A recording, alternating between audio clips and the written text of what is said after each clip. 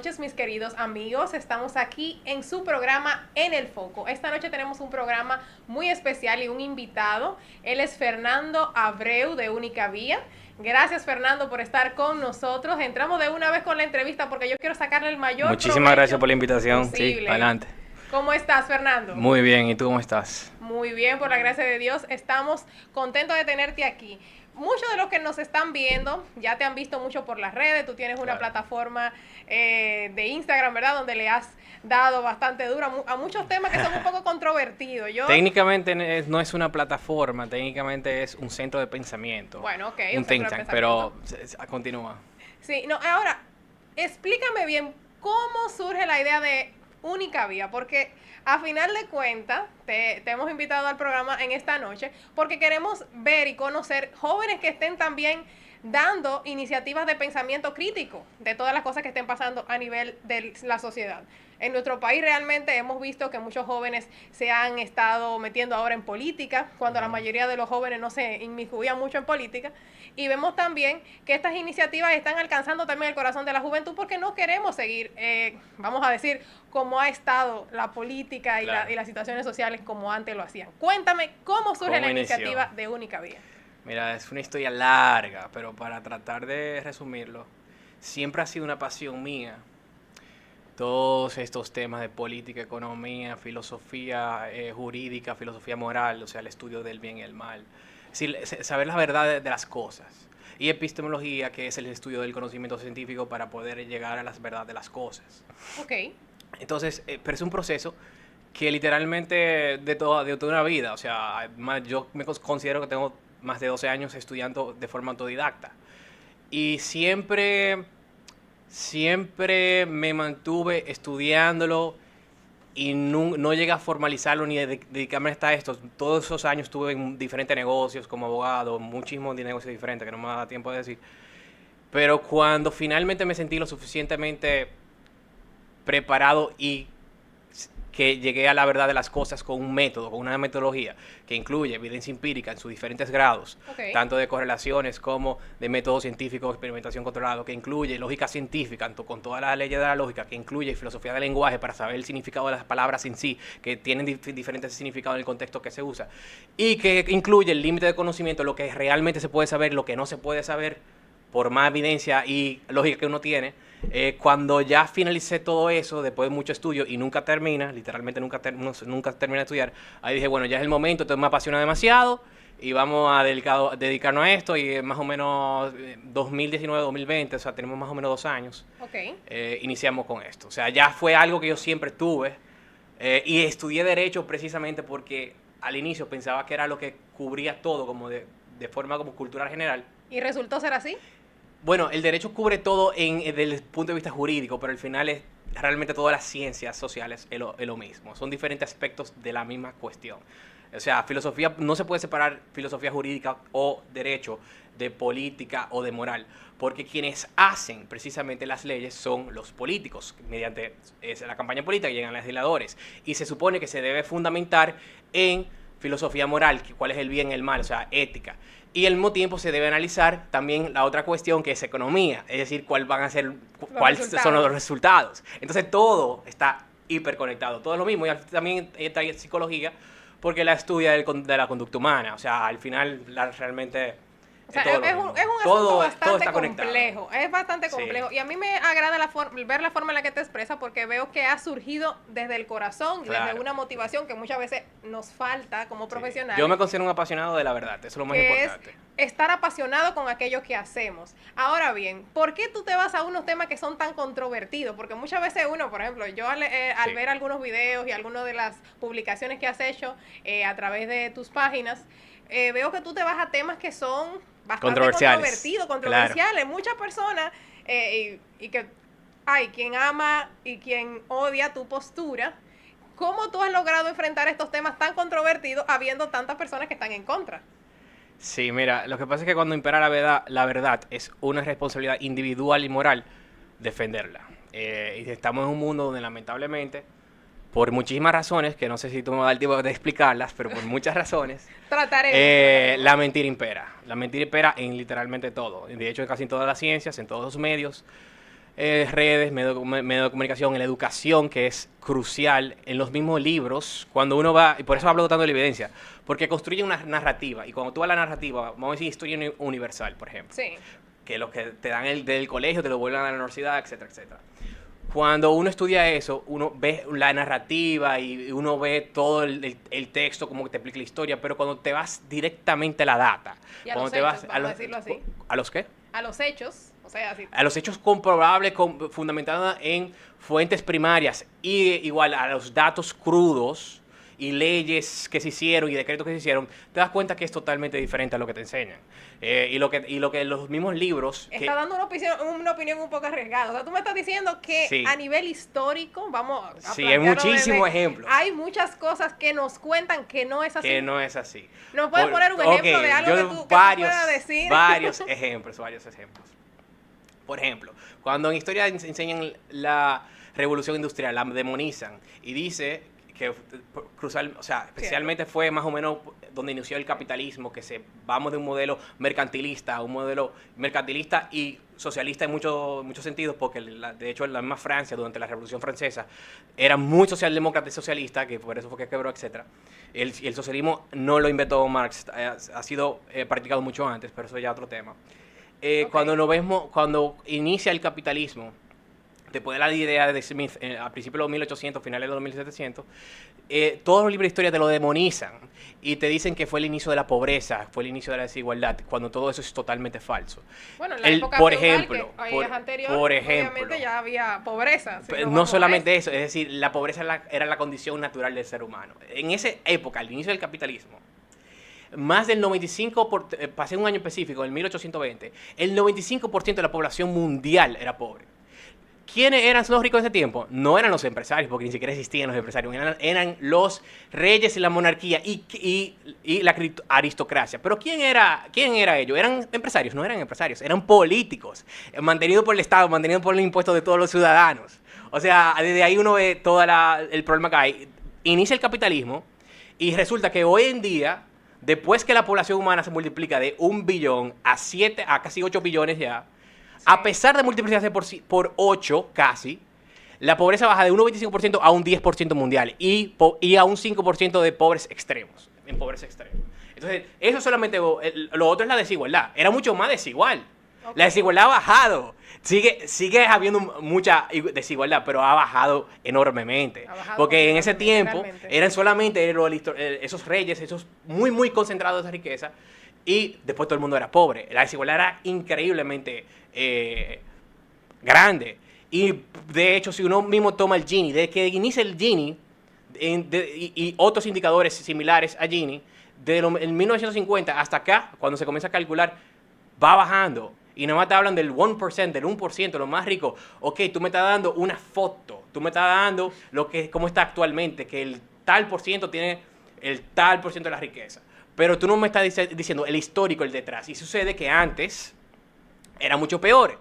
Y que después el capitalismo simplemente lo ha mejorado de una forma cuasi milagrosa. Es increíble los beneficios que da el capitalismo. La gente uno realmente cuando uno estudia hasta se enamora del capitalismo y del libre mercado. Es una locura las cosas que ha conseguido. Y de hecho funciona también.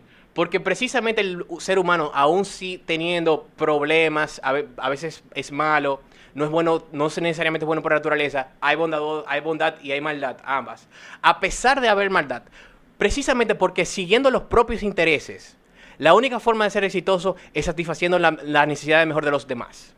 Es como decía Smith en una frase, sí, que uno no come por la benevolencia del carnicero o del panadero. No tenemos que trasladar, el panadero, no tenemos que trasladar a esa época, ¿verdad? Era la época que él escribía.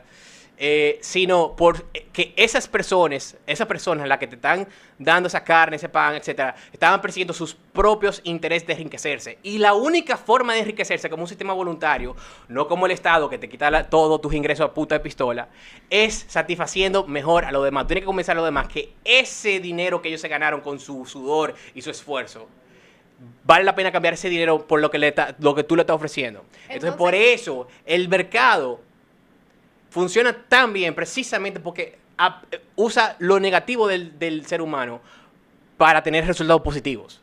Ahora, hasta en ese sentido. sí, si lo vemos así, tú estás exaltando mucho el Libre capitalismo. el libre, no capitalismo. exactamente el capitalismo, no exactamente Ok, lo mismo, sino el libre mercado capitalista.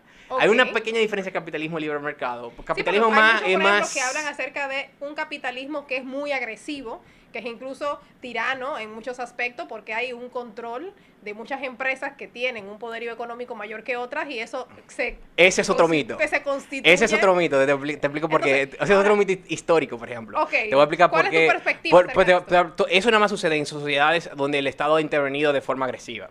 En ninguna sociedad donde el Estado no ha intervenido de forma agresiva, con proteccionismo, con altos impuestos y altas regulaciones, porque los altos impuestos y las altas regulaciones y los proteccionismos y las concesiones estatales son lo que crean los oligopolios y los monopolios. En ningún lugar de la historia donde no ha tenido eso ha sucedido monopolios. Todos los primeros monopolios sucedieron precisamente, de hecho, cuando vamos a la historia, hablan de lo que se llama The Big Four, los cuatro titanes. Okay. Andrew Carnegie, JP Morgan, Vanderbilt, etcétera, Rockefeller, etcétera. Son los cuatro primeros que te dicen todos los libros de historia. Esos cuatro que se demonizan, No, no se hicieron, en Estados Unidos, hay que decirlo claro se también. convirtió en un monopólico justamente después de cuando vinieron las primeras leyes paradójicamente proteccionistas, donde vinieron las grandes regulaciones que había que tener permiso para poder entrar en el mercado, etcétera, que se llama The Sherman Act. The Sherman Act. El Sherman Act, que era antimonopólico, fue lo que garantizaba el monopolio. Y así los ricos de hechos y los grandes empresarios utilizan al común y al tonto ulti de izquierda, que lo convenció, a odiar al rico, precisamente porque odiando al rico, las políticas públicas que generan ese odio al rico protegen al rico. Pero es tú decir, estás diciendo vamos algo muy a subir los arriesgado, o sea, que impuestos el a los odio- ricos, subir los impuestos a los ricos. Lo único que garantiza es que los que ya tienen una gran parte del mercado protegen su parte del mercado, su pastel. ¿Por qué? Porque se hace más difícil a los de abajo, a los nuevas competencias, insertar en ese mercado, donde ya tiene una gran parte del pastel. Entonces, los altos impuestos, y por eso tuve que todos, los de hoy en día incluso, Sí. los billonarios de hoy en día, te lo puedo decir por nombre, Zuckerberg, el de Starbucks, que se me está hablando el nombre, No lo tengo en mente, Bill hay Gates, y bueno, todos, No, nos podemos ir todos, vamos a uno por decir. uno, y claro, Soros y dos o tres más, están a favor de altos impuestos y dicen, suban los impuestos a los ricos. ¿Por qué? Porque ellos ya tienen un mercado gigante y lo único que les sirve a ellos es para que no tener nueva competencia de otros países y también competencia pequeña que pueda incrementarse. Aparte que también castiga la movilidad social. Porque mientras más impuestos progresivos, como le gusta a la izquierda y a los socialistas, etcétera, más difícil se te hace por escalar tu nivel. Suprime al de abajo y la movilidad social. Entonces, esos solamente son algunos ejemplos, pero en la historia hay miles. Ok, ¿y cómo tú podrías garantizar, obviamente estamos hablando en una simulación, Ujú. vamos a decir en el futuro, que se pueda garantizar que realmente estos que ya han logrado esta gran fortuna, son vastas fortunas que posiblemente ellos ni sus hijos la vayan a dilapidar, a menos que En un libre mercado, decidan- un verdadero mercado, no tuvieron tanta riqueza como tienen. En un verdadero mercado, tuvieron mucho más competencia. Y esto no es un fenómeno solamente de los billonarios de fuera. También Ok. de aquí. Los Aquí primeros también hay muchos ricos. los primeros que se oponen, y yo soy abierto, a mí no me importa y no me da miedo nada de decirlo. Para que tú entiendas. Es bueno Los primeros saber que se eso. oponen a bajar los impuestos, como se hicieron la propuesta durante COVID, fue el CONEP. El que se puso a bajar impuestos, y el mismo presidente de CONEP lo dijo, fue CONEP, que dijo que no era momento de bajar impuestos porque pensaban en el Estado y las recaudaciones. Mentira, que es recaudación en el Estado ni recaudación en el Estado, porque es un tipo de proteccionismo. ¿Tú quieres que ellos creen que vengan un Walmart o otro multinacional a competir a ellos? Es una forma de protección.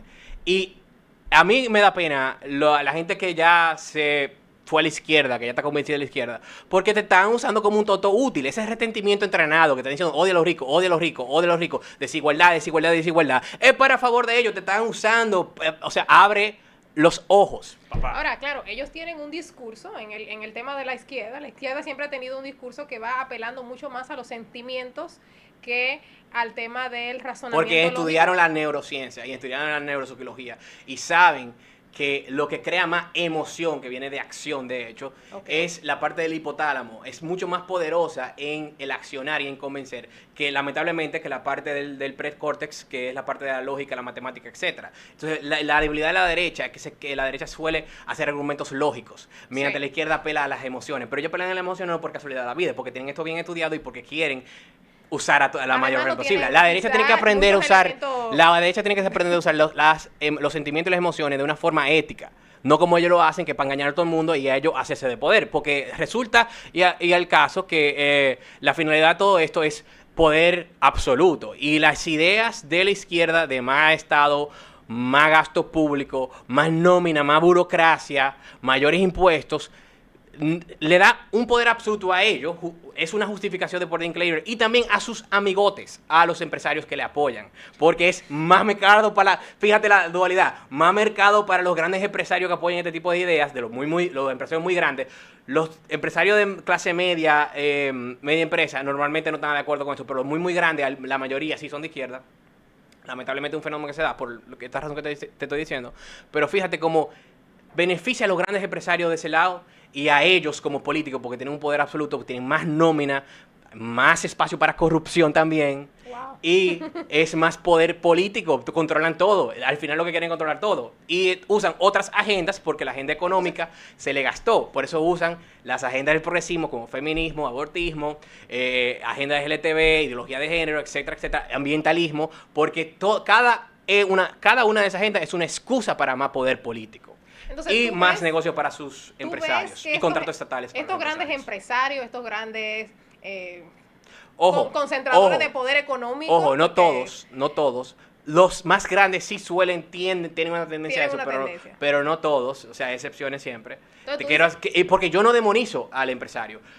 Lo que sí tienen que ser cuestionados son aquellos que apoyan a la izquierda, porque no están llegando a enriquecerse, a ser ricos por vía del mercado, satisfaciendo más la necesidad de los demás, sino que lo están haciendo mediante un método coercitivo que es mediante vía del impuesto de los estados. Entonces se hacen ricos sin tener que satisfacer la necesidad de todos, simplemente tienen un shortcut, tienen un atajo, le dicen, político, yo te apoyé, dame este contrato o esta concesión o lo que sea, no tengo que competir. Y ya, eso no es una forma lícita de enriquecerse. Y esa es la diferencia. Ahora, tú planteas, dentro de lo que tú me estás diciendo, bajar los impuestos y regulaciones. Que aquellos que están en mayor nivel de poder económico estarían favoreciendo todas estas medidas normalmente del gobierno se ve así. Lo que hacen es que incrementan la tasa impositiva y los impuestos. Sí, y concentra su mercado y su poder también, igual como el político. Entonces, ¿tú consideras que el Estado lo que hay que hacer lo contrario, bajar los impuestos para bajar los impuestos? Porque muchas veces se habla de bajar los impuestos, pero muchas personas dicen desde el otro lado, bueno, pero es que necesitamos los impuestos para que funcionen las ayudas sociales, para que funcione salud, educación, seguridad, que casi siempre son las propugnas. Mira, se puede bajar impuestos de forma responsable sin violar lo que se llama la ética de la emergencia. Para nosotros los impuestos son un robo. Es un robo legalizado. Es inmoral porque es a la fuerza. ¿Qué pasa a quien no paga impuestos? Va preso o lo embargan, le quitan toda la fuerza, literalmente la fuerza, porque tú ves a los SWATs y a los policías y todo el mundo con sus cañones y su grande escopeta llegando a tu casa. O sea, no es nada bonito, o sea, es algo serio, es un tema serio. Entonces los impuestos son inmorales, con excepción, y hay una excepción, a lo que se llama la ética de emergencia, que es que tú no puedes dejar, y esto también se da en obligaciones, y de hecho es parte del derecho también, como el estado de necesidad. Tú no puedes dejar que los demás, cuando tengan una necesidad extrema, se mueran. Entonces, eso justifica subsidios alimentarios, educación y salud. Es decir, lo necesario para la sobrevivencia de la población. Pero fuera de eso, todo lo demás que es gasto político, ideológico, recorte, fuera. No sirve para nada, solamente hace daño. Entonces, y de hecho, los mismos... dejar los ministerios, ¿cuáles ministerios tú dejarías a nivel gubernamental? Mira, es un tema fuerte, porque hay muchas personas que dicen que hay muchos ministerios por ahí que no sirven para nada, que no tienen ninguna función. Mira, sería de la forma siguiente. Educación, salud, seguridad, justicia, que es también fundamental en el Estado. Claro. Por otras razones fuera de ética de emergencia, la justificación moral de eso viene siendo una imposibilidad técnica que hay de hacerlo desde el sector privado, porque entonces sí hay competencia entre las empresas que dan, vamos a decir privatizar la seguridad, por ejemplo. Nos estamos metiendo en un tema más profundo de anarcocapitalismo. ¿Por qué yo no estoy a favor de privatizar la seguridad en mi caso? O sea, siendo coherente con que los impuestos son un robo, bla, bla, porque no hay evidencia empírica, no hay experimentación controlada, no hay método científico que te ha comprobado que eso funciona. Okay. Y cada política pública que nosotros promovemos tiene que estar fundamentada en lógica, evidencia, filosofía del lenguaje y límite del conocimiento. Tiene que estar totalmente fundamentada. O sea, que esa es la verdad, que sea la verdad. Entonces, tú no dejarías, por ejemplo... Entonces, como no sabemos qué pasaría si se privatiza la seguridad, por ejemplo, que dos empresas, cuando estén compitiendo, literalmente sea que las dos empresas se estén matando una con otra, porque estamos hablando de la fuerza en sí, y parece que lo único que no se puede privatizar es el monopolio de la fuerza en sí, paradójicamente, lo cual tiene un poco de sentido.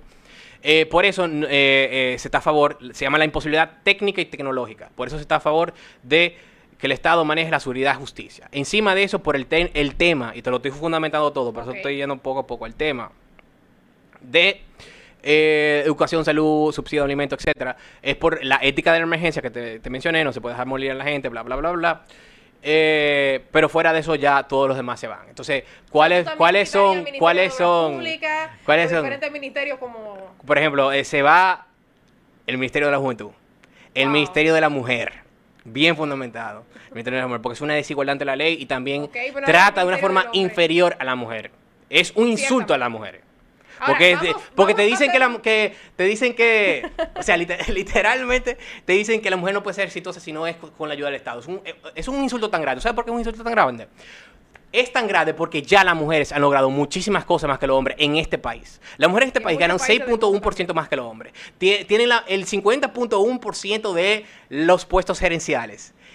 Son las que más se gradúan y las que tienen mejores calificaciones, etcétera, etcétera. O sea, si nos vamos paso por paso, las mujeres están ganando en todo, sin la ayuda del Estado. Y vienen esta gente y dicen, tú necesitas el Estado, quitándote el mérito de algo ya fabuloso que tú lograste, que hay que aplaudir. El feminismo real, el feminismo liberal de derechas, el primer feminismo de primera hora, que quería igualdad ante la ley. No la igualdad de resultado autoritario, que son cuotas de esta gente, que es una desigualdad ante la ley y trata inferior a la mujer. Esa.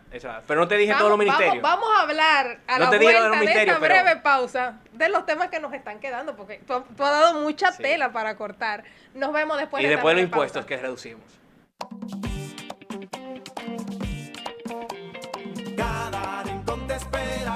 Sonrisa del sol, con su ritmo y su sabor, con historias verdaderas. A cada lugar que llega te recibe lo mejor de su magia y su folclore. La República Dominicana lo tiene todo, pero cuando hicimos un análisis de por dónde podíamos iniciar, nos dimos cuenta de que las hermanas Mirabal tenían absolutamente todo para ser una provincia turística, que se sienta la alegría de que llegó el turismo en cada rincón, de que llegó el desarrollo turístico a esta hermosa provincia. Y digo públicamente que el Ministerio de Turismo va a asumir el remozamiento de la carretera que va a Río Partido. Lleva lo mejor de ti y te llevarás lo mejor de tu país. República Dominicana. Turismo en cada rincón.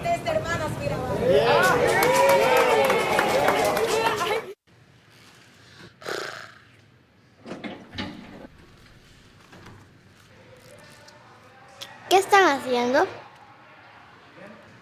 Estamos escribiendo lo que queremos lograr. Diego, vamos.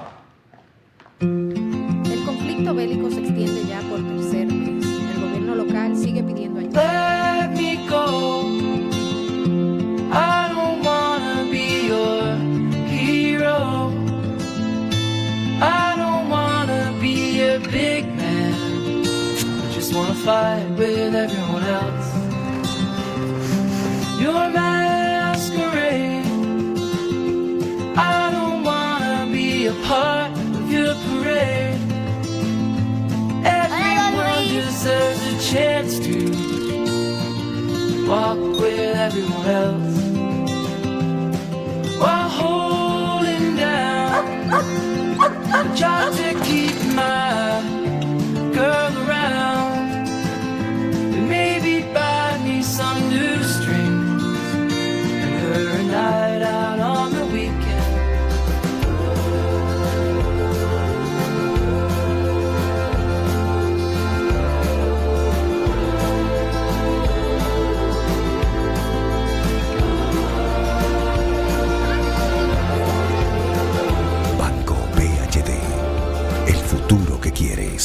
Siempre ando en boca con mi cuarto, con lo mío, con mi cuarto.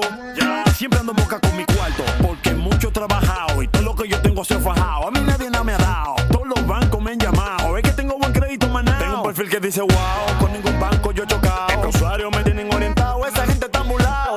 Antes yo estaba quedado, no es bulto, me siento respaldado. ¿Tú estás claro que? Siempre ando en boca con mi cuarto, con lo mío, con mi cuarto. Ya.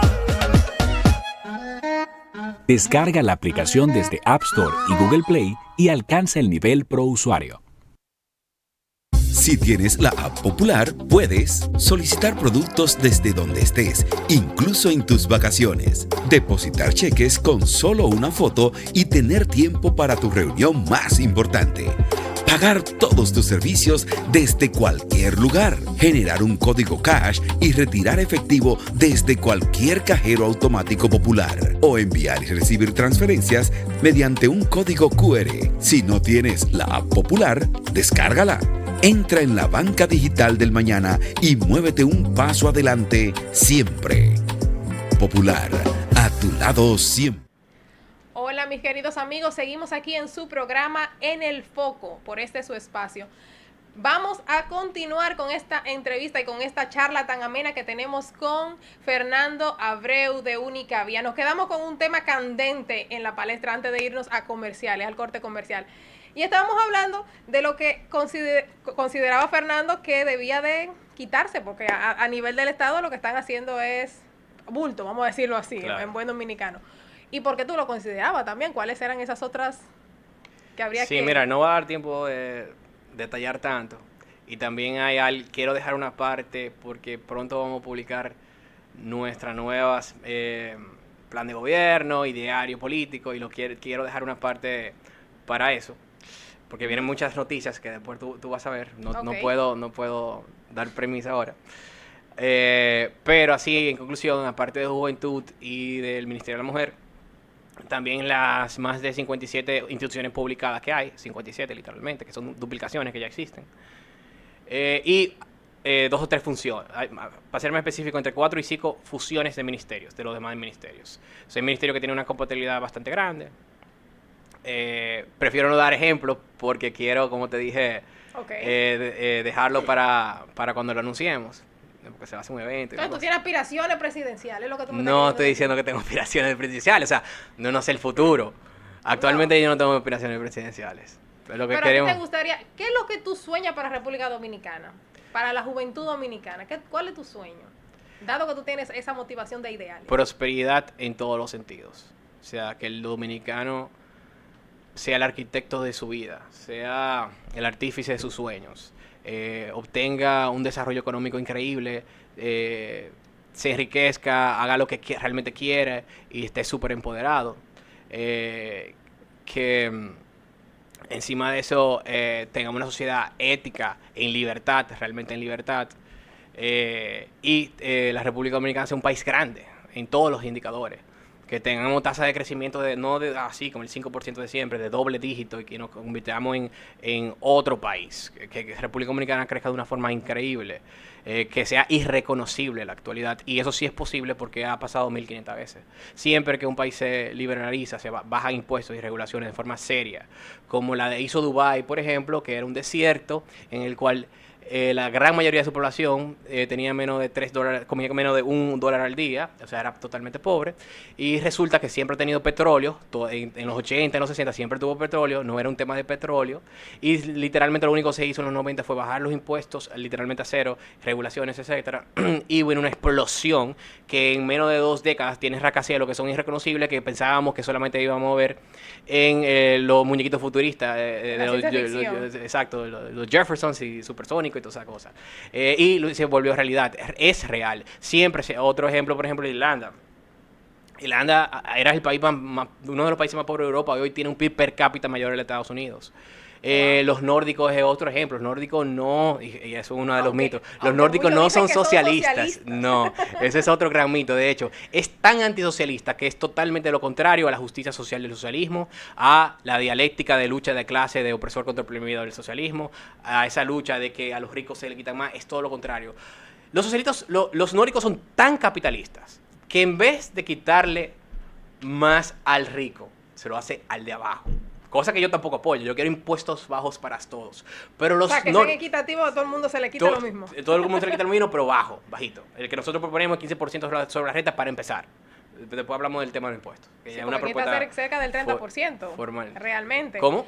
Aquí está cerca del 30% para... Depende, bueno, Y depende para qué, pues hay algunos el que se impuesto van sobre la renta todavía un aquí, poco más. aquí es 27%, pero cuando Sí. tú calculas todos los impuestos juntos, en lo que se llama el indicador de total impuestos sin contribuciones, es un 48%, un 49% para ser más cercano. O sea, el Estado te quita la mitad. Pero volviendo al tema de los nórdicos, para terminar ese ejemplo, los nórdicos tienen los impuestos más bajos a los empresarios y a los ricos de Europa entero y del mundo. De hecho, tienen más bajo hasta que el de Trump. La media de los nórdicos y bálticos es 19.19. La media de los nórdicos es 3.20 y 21. Eso es más bajo que la reducción del supuestamente más capitalista del mundo, que era Donald Trump, que lo demonizan, que lo tenía 21, lo bajó de 35 a 21. Los nórdicos son más capitalistas que Donald Trump. Y a quienes castigan con altos impuestos para financiar porque sí tienen gran gasto social, que no es socialismo, pues socialismo es quitarlo de arriba, es castigando lo de abajo. A quien le cobra un 40, 50%, es a lo de abajo, que Claro, no es algo por que producir es todo lo contrario al socialismo. Y eso sí se puede llamar capitalista, porque lo que no se puede llamar tal vez es libre mercado, porque el libre mercado es literalmente que esté libre de la intervención estatales. Pero sí capitalismo, porque ahí lo que se está haciendo es lavando el capital. ¿Cómo? Se está premiando el capital grande, donde deja que se acumule todo el capital grande y se castiga al pequeño para financiar al grande y a lo demás. Es totalmente lo inverso. Es lo inverso a la justicia social. Un sistema es lo inverso al progresismo y a los impuestos progresistas, que mientras más tú ganas, más te quitan. Es regresivo.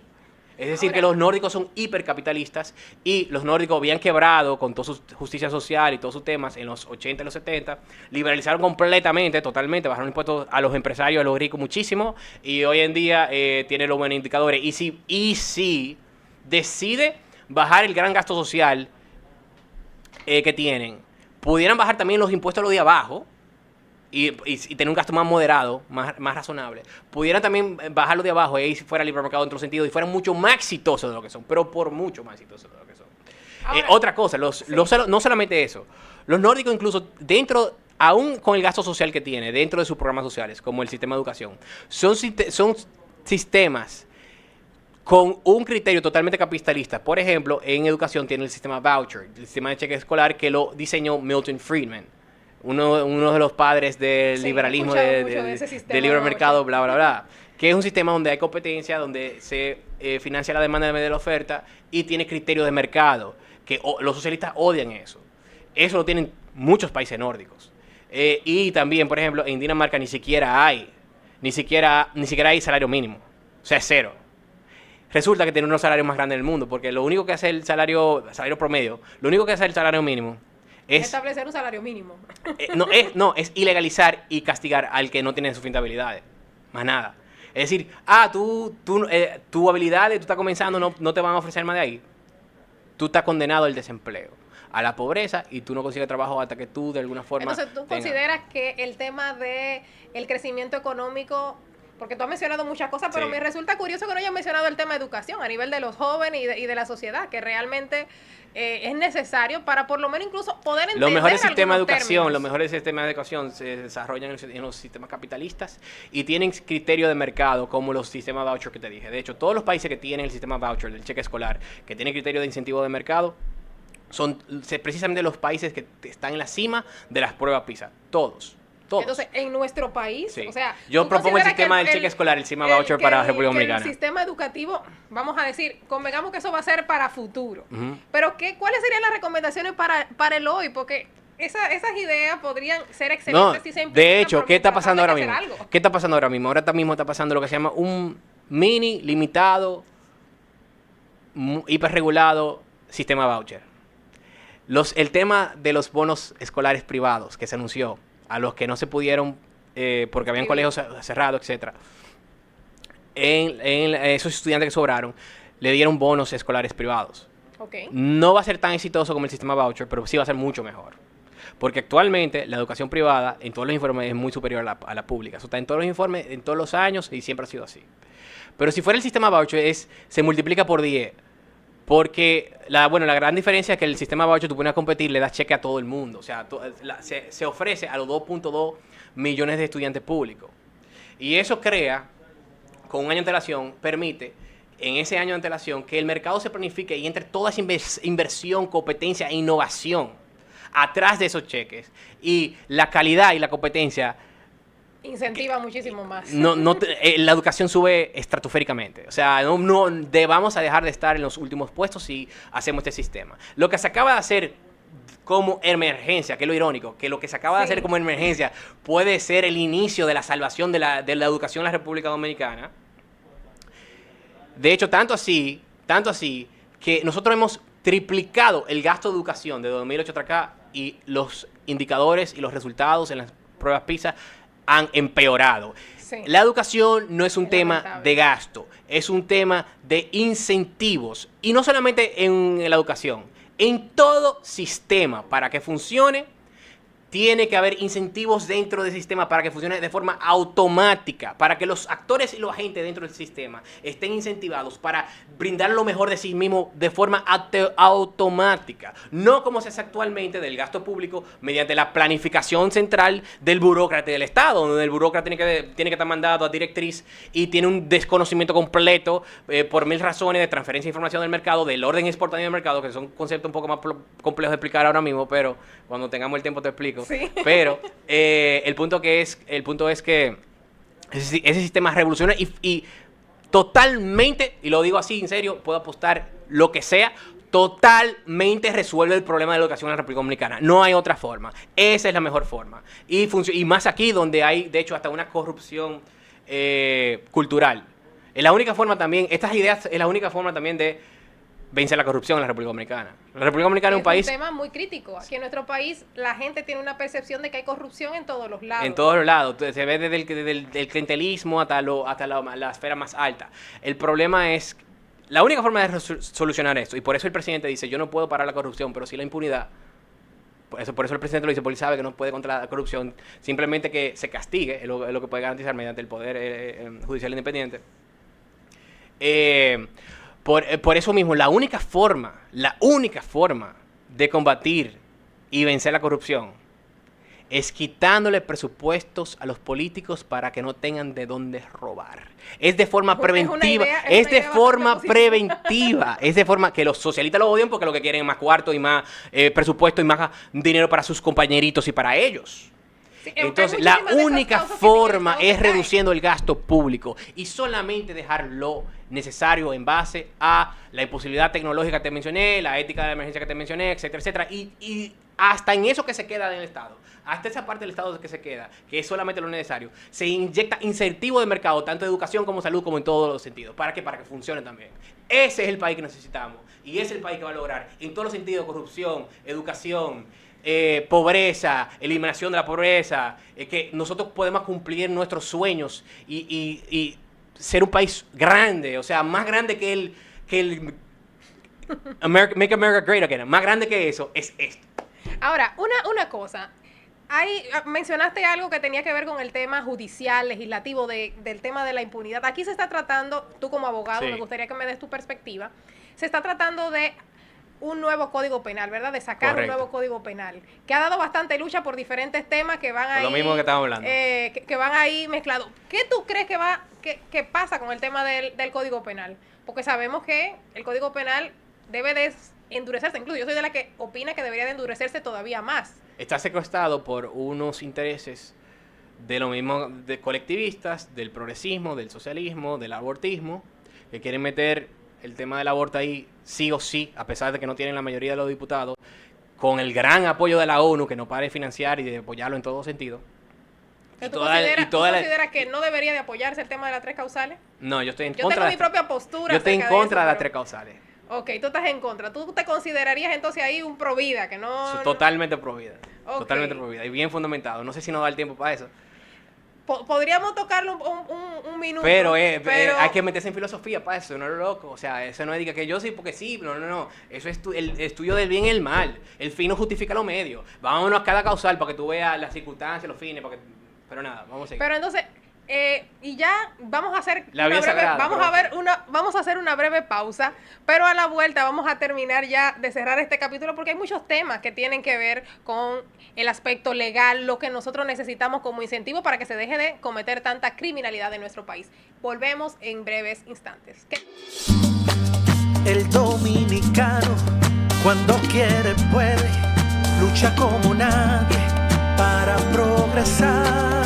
En su corazón la esperanza crece, sabe que la fuerza está en la unidad. Dominicana, dominicano, somos vencedores si me das la mano. Dominicano, dominicano, pasamos del sueño a la realidad. Dominicana, dominicano, somos La vida es como una carrera, una sola, en la que cada día damos la milla extra y seguimos transformándonos, porque lo más importante no está en lo que hicimos, sino todo lo que hacemos para ser invencibles. Banreservas, el banco de todos los dominicanos. Pues lo nuevo, ahora la placa provisional es electrónica. La placa de exhibición X no será válida a partir del 2 de mayo de 2022. Nos modernizamos, trayéndote una nueva placa provisional electrónica con mayor seguridad, la cual puedes validar con tu celular mediante un código QR. Simple, móntate en la modernidad con la nueva placa provisional electrónica. Dirección General de Impuestos Internos, cercana y transparente. En Idopril, velamos porque los derechos de seguridad laboral de los trabajadores sean respetados a través de la Ley 397-19, beneficiando así a más de 2 millones de empleados en el sector público y privado. Idopril, salud y seguridad laboral, responsabilidad de todos. Para más información, accede a nuestro portal web www.idopril.gov.do.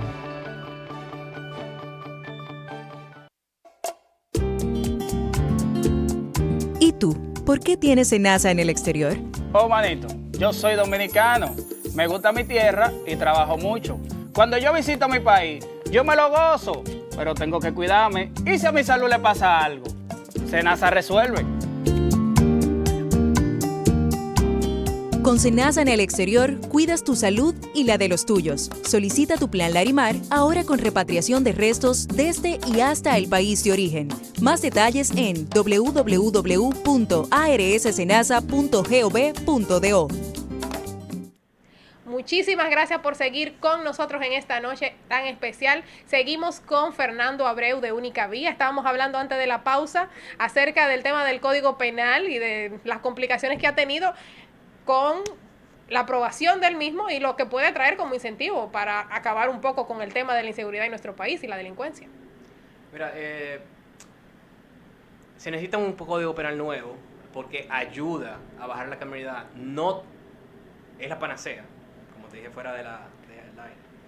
Pero sí, claro que ayuda según la evidencia, y por ejemplo lo que pasó con el plan Giuliani, el Broken Windows Policy en Nueva York, etcétera, el plan Colombia en Colombia, de Uribe, que de hecho mi propuesta de seguridad se basa en una mezcla de esos dos planes y agregándole incentivos de mercado como de derecha que soy.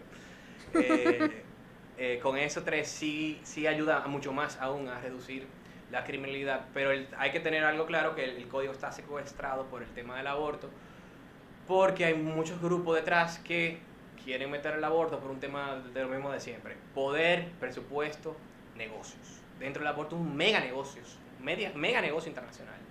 Hay mucho poder detrás de esto y también una estrategia de búsqueda de votos, etcétera, etcétera. Y entonces esas causales que muchas personas dirían, bueno, está bien, no 3, pero por lo menos 2, el tema de la viabilidad. Yo estoy en contra de cada una de ellas. Estás en contra de cada una de ellas. Sí, yo te puedo explicar bien fundamentado. Bueno, yo no sé si no dar el tiempo, pero en mi red, en mi plataforma, he fundamentado de forma exhaustiva porque las tres no son éticas, son inmorales. Te lo puedo resumir muchísimo, pero me voy a quedar corto porque es un tema demasiado largo.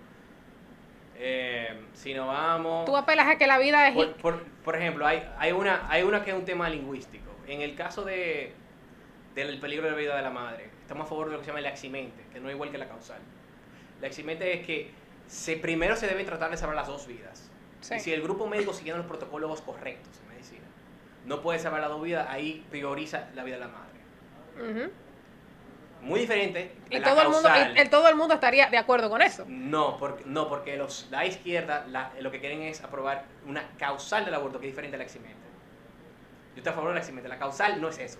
La causal es inserta un concepto de ambigüedad, no de peligro a la vida, sino de salud, en donde se mata inmediatamente. La madre toma la decisión solamente. Exacto, van directamente a matar a esa vida por nacer sin tratar de salvar las dos vidas primero. En la eximente primero se intenta salvar las dos vidas. Y si no se puede, si agosto todo el procedimiento, hay un procedimiento, no lo loco. Entonces se prioriza la vida de la madre. Pero lo que ellos quieren es que no haya procedimiento, que sea ambiguo y que se vayan directamente a matar una vida humana por nacer. Que es una vida desde el inicio de la concepción genéticamente, científicamente y biológicamente. Desde que se unen los gametos y se acelera a toda velocidad. Y se reproduce a toda velocidad. Sí. O sea, es una vida del inicio y con eso no se puede relajar. Y yo te voy a hacer una última pregunta ya. Porque En el caso de la violación también te lo puedo decir. En el caso de la inviolabilidad de la vida resulta que hay algunas cosas. Cuando las personas obtienen información que no le dicen, ahí comienzan a pensar y comienzan a cambiar el criterio. Por ejemplo, nadie le dice que los test de inviolabilidad de la vida fallan. Y no fallan un poco, fallan mucho. Y hay muchas personas que los médicos le dijeron va a morir. Y hoy en día la madre no le hizo caso. Y hoy en día están vivos. Y duraron años y años. Conocemos el test muchos casos. falla. El otro argumento es que si le dicen que tiene 5 años de vida, 10 años de vida, 1 mes de vida, etc. La vida es digna en sí mismo. No importa que sea 1 año, 5 años, 10 años, 50 años. Es digna en sí mismo. Tú tienes que dejar que se desarrolle y cuando muera, muera naturalmente. Pero no podemos a priori, literalmente, matar a una persona. Porque literalmente estamos matando a una persona. O esa persona va a existir si se aborta. Yo creo que tú me respondas. O una persona que se aborta va a existir. Y a eso vamos con la tercera causal también. ¿Tú sabes la cantidad de hijos de violadores que hay en esta sociedad en la República Dominicana? Que bajo esa teoría estarían muertos, literalmente eliminados de la faz de la tierra, que no existieran hoy en día si se aplica ese aborto. Entonces, ¿qué pasa? Es algo muy trágico, se le debe acompañar y todo, pero eso no justifica aplicarle una pena de muerte, una pena mucho mayor al violador. Lo que hay que hacer es castigar al violador, darle para la cárcel de por vida, y a él sí estoy de acuerdo que en el código se le incremente muchísimo la pena a ese violador. Ahora, pero eso no justifica matar una vida inocente. Lo que se tiene que hacer es adopción. Y de hecho, también hay otra cosa que hay que tener en cuenta. Si la madre, aún por toda la presión social y todo lo que tiene, aún decide abortar, aún conteniendo la adopción, aún siendo bien informada, lo que se propone en este caso es que los jueces consideren esa circunstancia fuerte, porque es cierto que es una circunstancia fuerte, y le aplique la menor pena posible dentro de lo que el código dice. Porque el código no te dice, son tanto la pena, el código te da un rango. Entonces ahí el juez debería apelar a su humanidad y tomarse en cuenta que sí, fue un asesinato, lamentablemente. El inquilinato de una vida no fue culpa de él, fue una vida inocente. Que hay que castigar al violador, y esa violación, ese aborto no te desviola, no te quita un trauma, ni es ni siquiera una terapia psicológica. Eso es agregarle un trauma a otro trauma. Y por eso, más o menos, de una forma muy resumida, si digo todos los argumentos, la mayoría, el 70% de los televidentes se convencen. Es que no tienen la información. Y es lamentable porque uno de los temas que ha estancado el tema del Código Penal. ¿Tú entiendes que hay una agenda internacional socavando la soberanía institucional? ¿Tú crees que en todos los sentidos? Sí. No solamente en este. Sí, de hecho, uno lo ve literalmente de forma escrita, científica y pública en todos los sentidos con lo que se llama los ODS, los Objetivos de Desarrollo Sostenible. Que es ¿Tú no estás a favor de ninguno de esos objetivos? No, totalmente en contra de esos objetivos. Pero hay muchos que son muy bonitos, están incentivando el cuidado de la naturaleza y un sinnúmero de cosas. El truco de siempre, ¿qué viene de la izquierda? La izquierda viene de utopía. Pero la realidad, cuando te va a los detalles, es la muerte y la miseria. O sea, literalmente con esos ODS han logrado reducir la población humana. Cuando uno ve las proyecciones Después Entonces, de ¿tú 2005, crees que hay sí, no, tratando de reducir la población? Ya tuvieron éxito, han logrado y las proyecciones de ellos mismos de la ONU dicen que a partir del 2050 hasta el 2100 la población de la población humana baja muchísimo, se reduce, tiende a desaparecer por todas estas cuestiones de aborto por un lado, que está en el ODS de salud, salud reproductiva, wow. En educación y en desigualdad, en esos ODS está el tema de la ideología de género, agenda LGTB, quieren convertir la mayoría de las personas por encima de lo natural, porque sí es cierto que hay gente que no diría que nacen así, porque eso no está comprobado científicamente, pero que por experiencia, etcétera, se vuelven así naturalmente, pero ellos quieren incrementar ese número, por ejemplo, ahora mismo en la humanidad entre el 3 y el 5% de la población es LGTB. Ellos quieren incrementarlo artificialmente mediante el adoctrinamiento y la enseñanza a los estudiantes, de forma engañando a los niños. Los niños aprenden por imitación y ellos lo saben bien, que fue lo que decía Piaget. Y con eso ellos entonces planean y promueven esta sexualidad que no se puede reproducir, en contra de la reproducción humana, igual con el tema climático, que no quiere muchísimas cosas. No quiere Mucha que gente dirá que tú estás en contra de la protección del clima, ¿eh? No, mira, bueno, es un tema muy largo. Pero y no nos queda ya más tiempo, pero ha sido, mira, excelente esta exposición tuya. Obviamente hay muchos temas que se nos ha quedado corto, claro. Déjame decir una cosa para que no se malinterprete.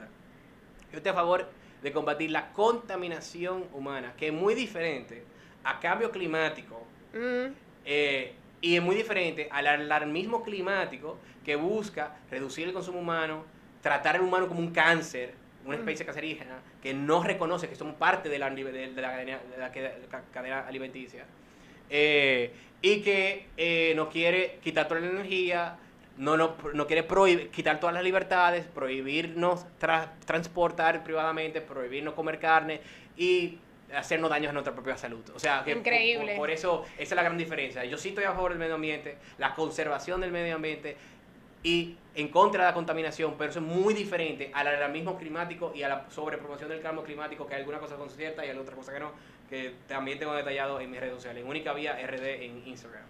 Vamos entonces a dar por concluida la entrevista. Ha estado muy buena, vamos a tener que invitarte más adelante para que continuemos hablando de estos temas. Ha estado buenísimo el programa de esta noche, pero tenemos que irnos. Todo es por, la izquierda no es de izquierda por ser izquierda, la ONU no es de izquierda por ser de izquierda. Todo es porque es la ideología que justifica y da más poder político y negocios. Todo es poder y negocios. Es por eso que son de esa ideología, no es por pura casualidad la vida. Y se insertaron en la ONU porque la ONU no responde a nadie, la burocracia no se elige democráticamente y es la mejor forma de ellos hacerle caso a su gran maestro Gramsci, que dijo que había que infiltrarse en todas las instituciones. No hay una institución más fácil que una institución que no es elegida democráticamente y que tanto poder tiene. Por eso se metieron en la ONU. Y por eso la ONU es de izquierda y tiene eso de eso. Bueno, muchas gracias. Hasta la próxima. Nos vemos.